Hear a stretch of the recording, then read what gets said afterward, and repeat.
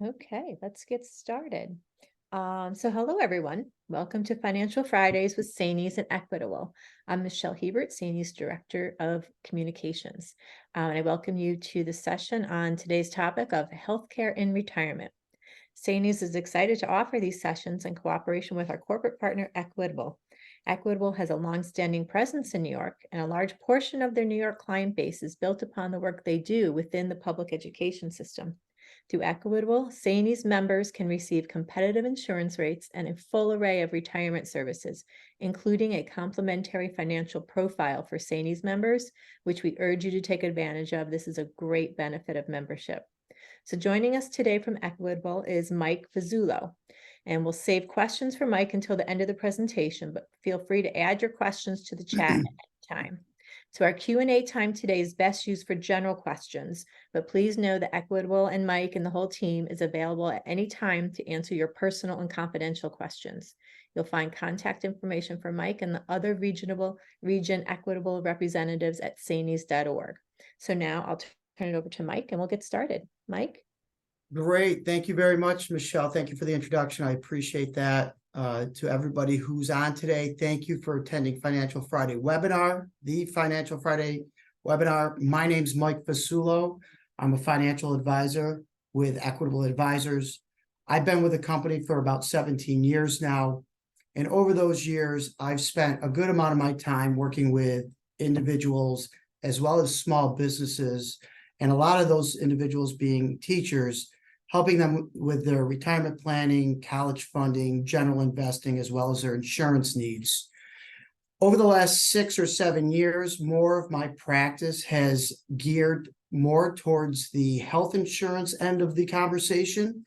As my clients and as my colleagues' clients have started to age closer to the retirement age, and even more specifically, Medicare age, more and more questions have arrived. So I've taken it upon myself to become a little bit more familiar with that. So hopefully today's topic, which is healthcare and retirement, will be beneficial.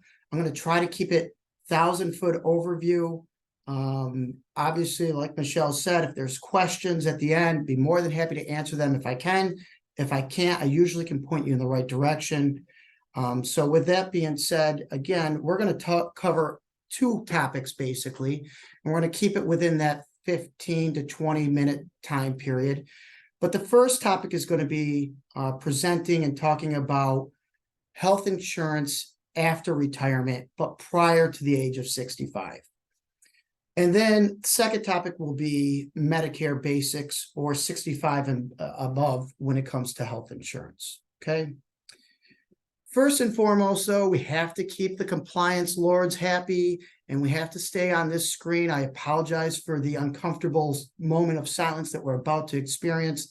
If you take a minute and read this, it basically is saying that we are not tax advisors. If you have specific tax questions, you really should gear that towards your CPA or tax advisor. So I'll be quiet for a moment here.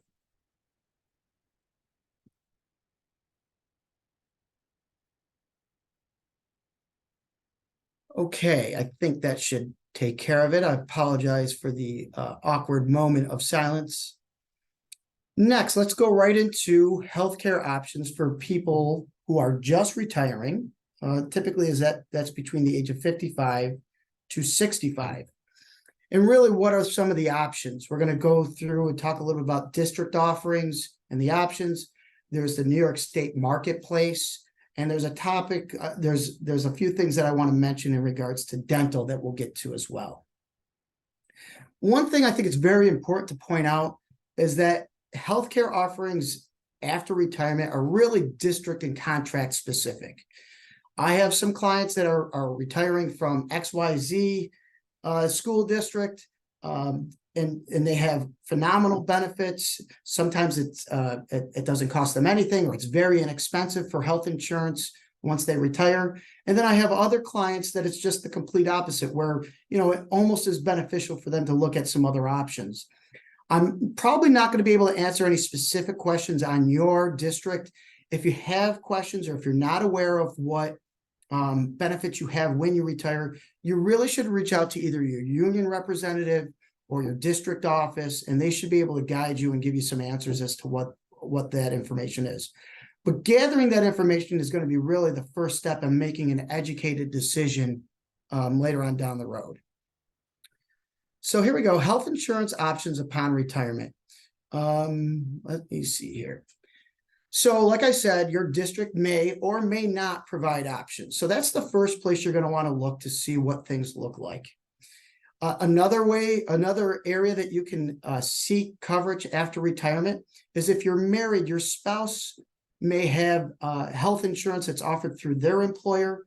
That is oftentimes an option that you, as well as he or she, can get onto, even if you haven't been on that insurance up until the moment of retirement. The other option is the New York State of Health, which is often referred to as the Marketplace or the Health Exchange, or sometimes I think people refer to it as Obamacare. It's a website that, for today's purposes, we're not going to go to, but I'll talk a little bit in depth about what it looks like and what it does for you. But the bottom line is there's a handful of areas that you can seek health insurance once you retire. The things that you need to consider, though, are a few things. Whether you go through your employer's health insurance, your spouse's health insurance, or through the Marketplace, you're really going to want to make sure that whoever you're seeing as a provider, whether it's a specialist or your primary care physician, that they are accepting the insurance that you are signing up for, okay?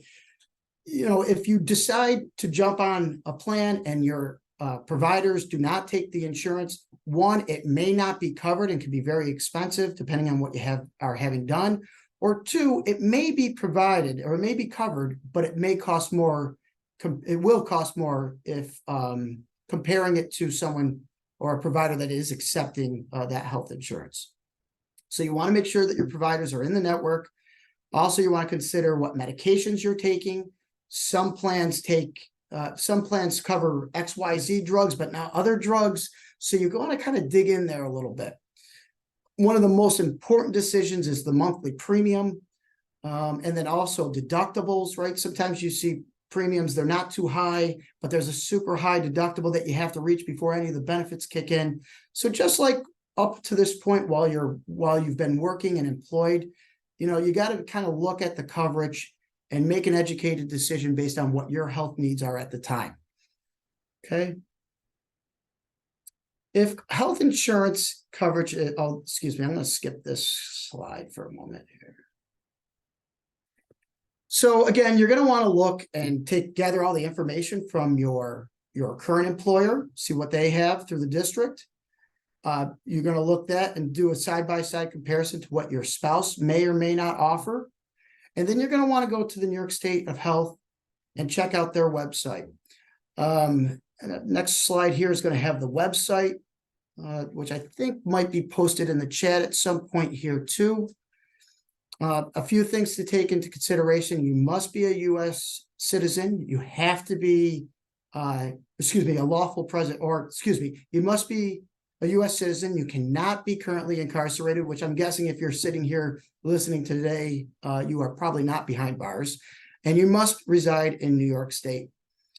I will say a lot of times when you first land on that webpage, the New York State of Health.newyork.gov, it may seem a little overwhelming, but to be honest with you, it is a relatively user-friendly page. You're able to filter what you're looking for from whether or not you just need individual coverage, or if you're looking for coverage for you or your spouse, or you, your spouse, and a child.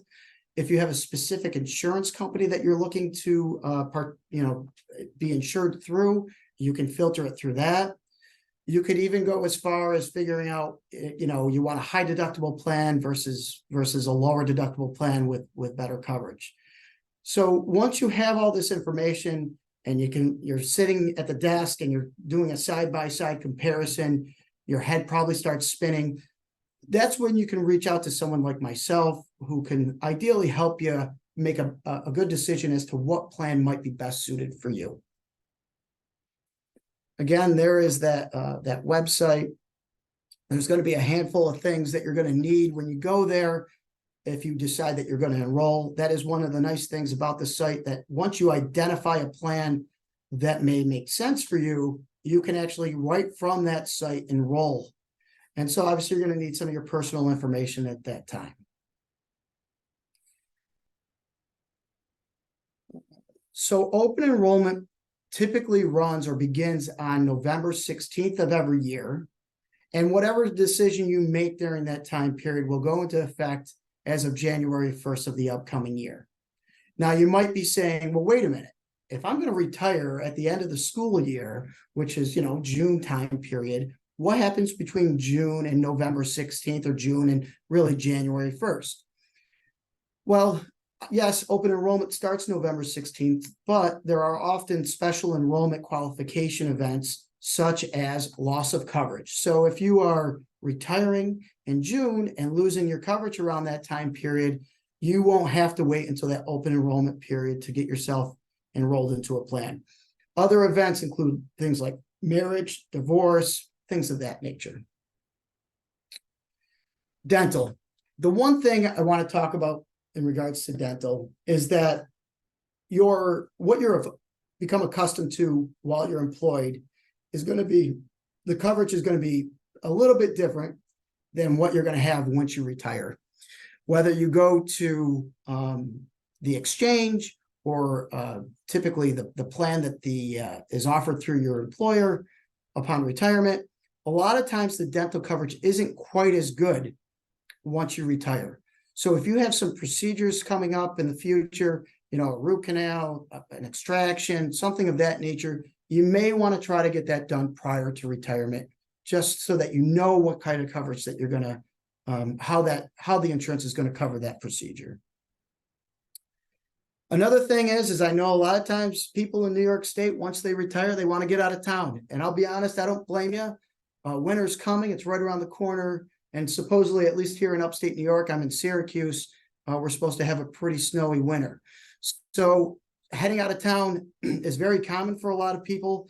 You're going to want to make sure that if you're seeing doctors wherever you're going, that the plan that you choose works in that area. And the best way to do that, I hate to say it, is you're going to have to either call the insurance company that you're currently covered through, or you can reach out to the New York State of Health, and they'll be able to give you some guidance. And it may or may not make the most sense to stay on that plan. You may have to switch, especially if you're maybe a snowbird where you're living out of state for more than a 6-month period of time.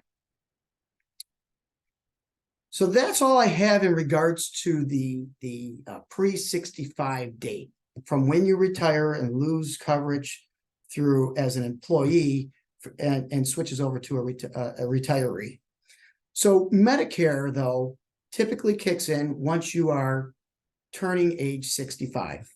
And so what we're going to talk about is original Medicare, which is Part A and Part B. I'll go over what that is, some of the costs associated with that.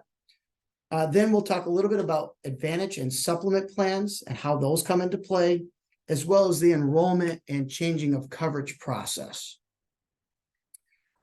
So Part A, like I said, Part A and Part B is what is considered original, or referred to as original Medicare. Part A is going to cover any hospital visits. So for example, if you were to get into a car accident and you were spending some time in the hospital, any of that stay would typically be covered and billed under Part A.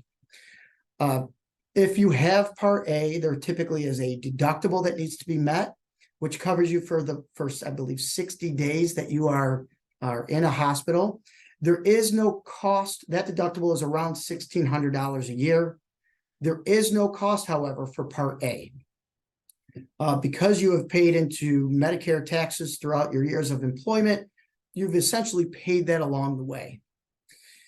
Part B, on the other hand, will cover other things such as doctor's visits, specialist visits, x-rays, MRIs, CAT scans, lab services, surgeries, and Part B also carries a monthly premium of $164 and some change a month at this point. If you are in the higher income tax brackets, if you are above, I believe it's 198,000 married filing jointly, the premium of 164 can and will be higher. It's a tiered system. So based on your income, it could be higher than that 164. But the way Part B works, and the example I use is if somebody has a knee surgery on the horizon. If you have a knee surgery on the horizon, and let's say that knee surgery costs $50,000, Part B says that you pay a deductible of around $200, and then it becomes an 80-20 coinsurance. So that $50,000 knee surgery may run you around $10,000. So as you're probably starting to gather, that original Medicare, although relatively inexpensive, and what I mean by that is really you're probably going to pay around $164 a month for A and B, but it's not very comprehensive. And so above and beyond Part A and Part B, people look at adding on either a Medicare Advantage or a supplement plan. So we'll start with Medicare Advantage. Medicare Advantage plans are relatively inexpensive. They range from $0 a month to maybe $40 a month. They're offered through an insurance company.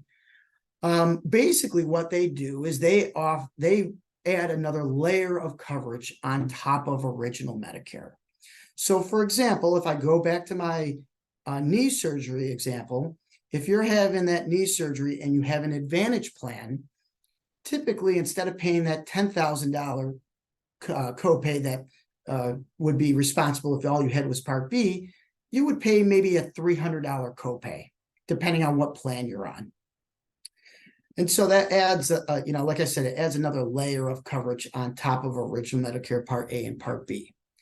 The other thing that Medicare Advantage plans do is they tend to cover or include, I should say, some basic dental, some basic vision, hearing aids, but most importantly is they also include drug coverage. Once you turn 65, you need to make sure that you have qualifying drug coverage. If you do not, and then later on down the road, you decide to pick up drug coverage, there will be a penalty that you'll have to pay moving forward from that point on. So you can have drug coverage through your employer, through your spouse's employer.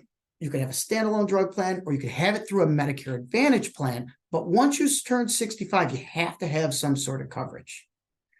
What I will say is most people who are first turning 65, a Medicare Advantage plan is typically suitable for them.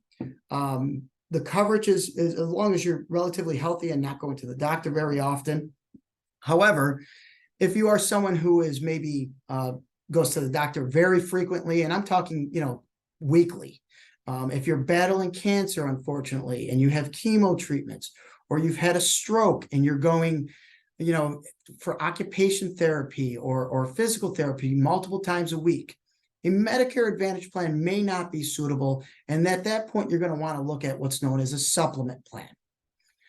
Supplement plans are going to be a little bit more expensive. They're going to range from $75 a month to maybe as much as $300 a month, but they're going to be more comprehensive.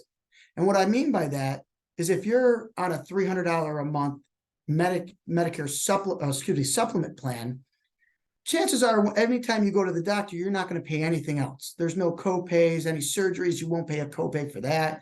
You'll just pay that monthly premium of, say, and I'm making that up, it's not exact, but $300 a month, depending on what plan you're on. However, what supplement plans do not offer is there is no vision, there is no dental, there is no hearing, and most importantly, there is no drug plan that is included in those supplements. So if you go with a supplement, you need to make sure that you add a drug plan on top of that. Okay. Typically, I would stop and say, any questions, but like I said, we'll wait to the end for that. open enrollment, or initial enrollment, I should say, runs 3 months prior to you turning 65, the month that you turn 65, and the 3 months after.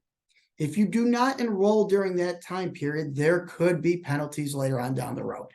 Okay.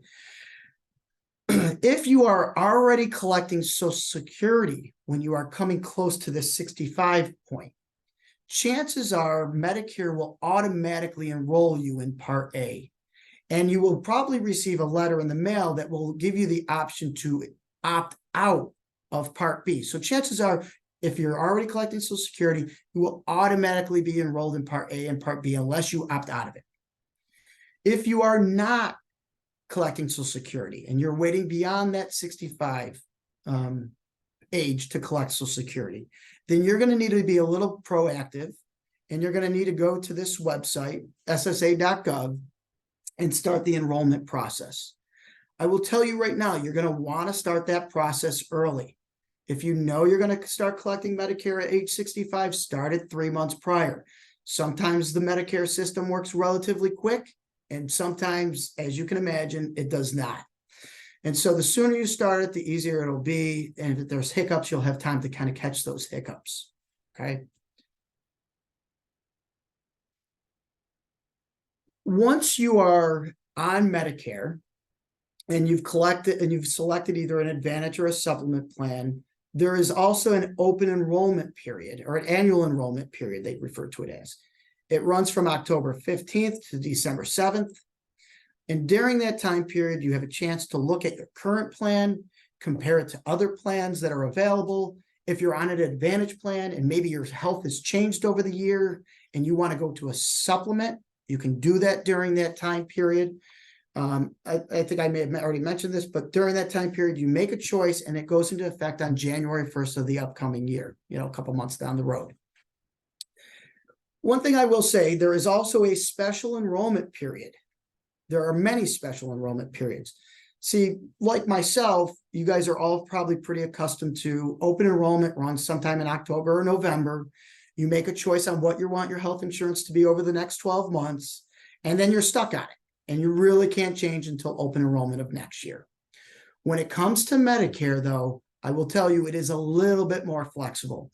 There are a lot of different, what they refer to as special enrollment periods, that will allow you to switch your plan in the middle of the year. However, one thing to be aware is that if it's like the 15th of the month, you're not going to be able to switch your plan that day. Usually any changes that you're going to make are going to go into effect on the 1st of the following month. So I think the main takeaway here is that it is a little bit more flexible than what you've been accustomed to up to this point.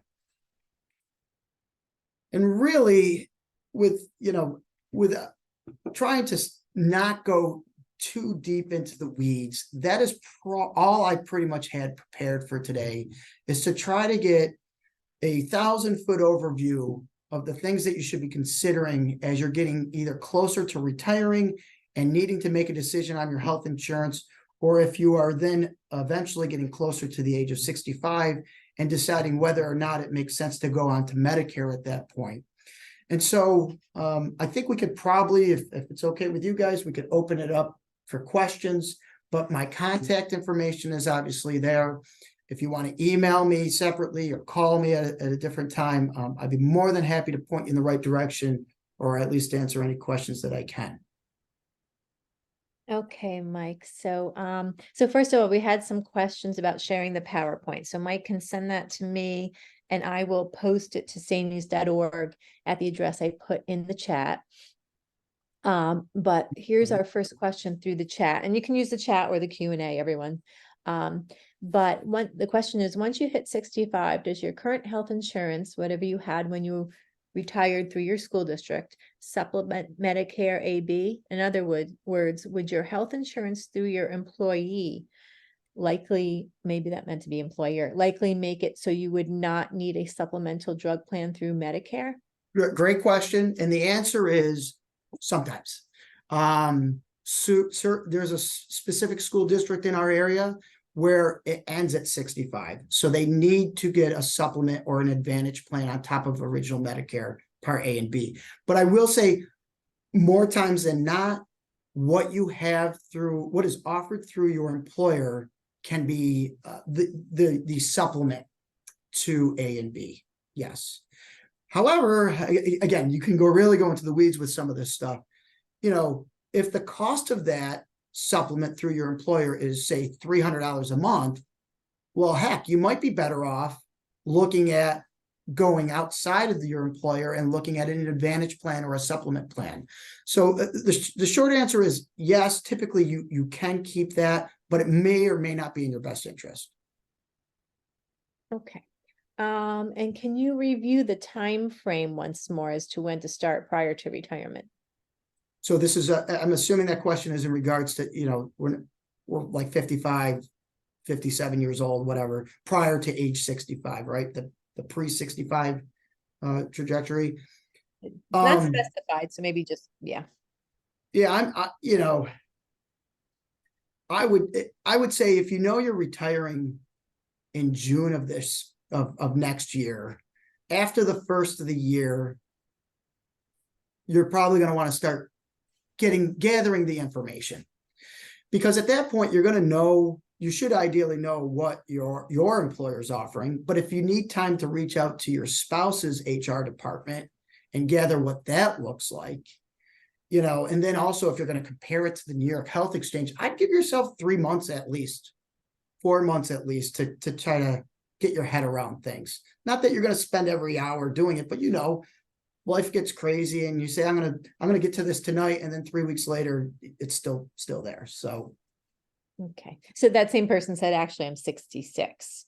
Oh, okay. That's helpful too. So if you're talking about the time frame in regards to making a decision on Medicare, because at 66, you are then obviously on Medicare or at least Medicare eligible, that open enrollment period starts, I think, October 15th and runs to December 7th. And during that time period, you have the opportunity to either get onto an advantage plan or a supplement plan or switch those plans. And then it will go into whatever decision you make during that time period will go into effect on January 1st of 2024. So hopefully I answered that question. You said yes. Thank you. Okay, great. Okay. Any other questions? Okay, so Mike did share the website for the state earlier, so you can pull that from the chat. Oh, here's another question. Do you know if the Orange Ulster insurance would be good coverage for supplemental insurance? The orange, what is it again? Orange what? Orange Ulster. Leah, can you specify what that is? Yeah, I've never heard of Orange else. I'm guessing that's maybe the BOCES. Is that what you're referring to?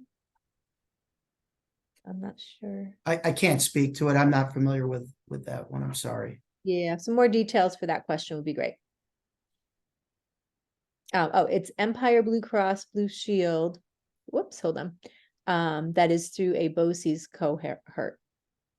So I mean, what I would say is it's probably not a bad plan, right? I don't know anything about it, but it's probably not a bad plan. The question I think comes down to, is it right for you, right? If you see a doctor that doesn't take Blue Cross Blue Shield or Excelis, whatever it is, then no, it's not a good plan for you. If the cost of it is $300 a month and it's a high deductible plan, then you might be able to do better outside. So although I will say, if it's free and it covers everything and your doctors are in the plan, then yeah, that's probably, it's hard to answer that without knowing your specific situation.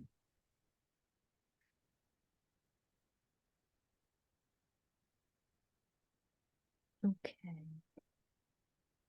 Let's see. All right, we have a couple more minutes, so if anybody has anything else to add to the chat, that would work.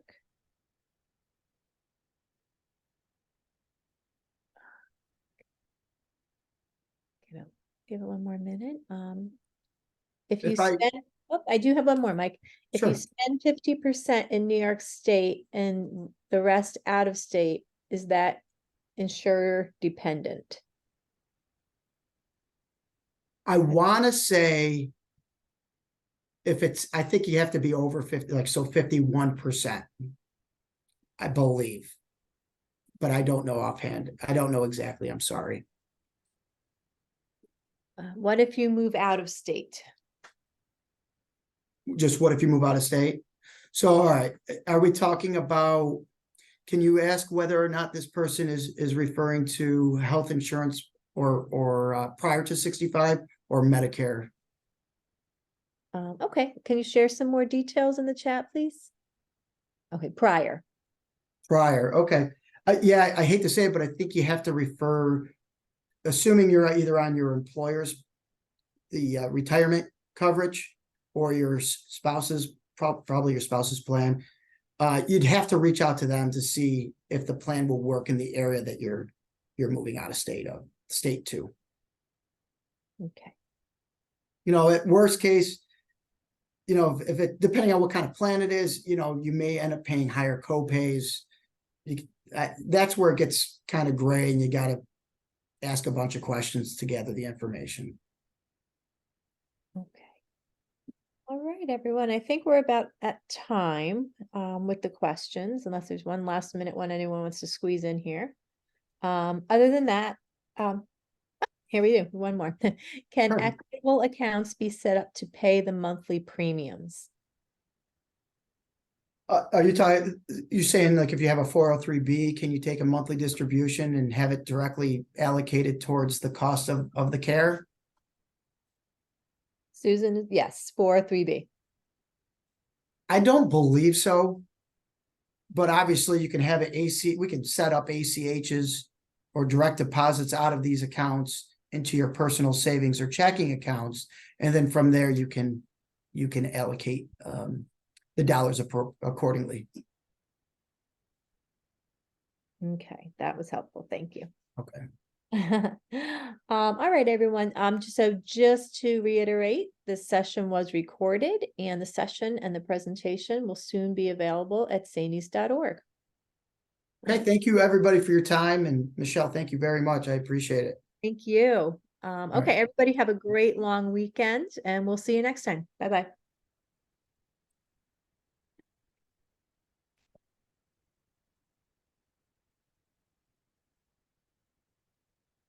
We off, Michelle? I'm just responding to one more person in the chat about a Saneys matter.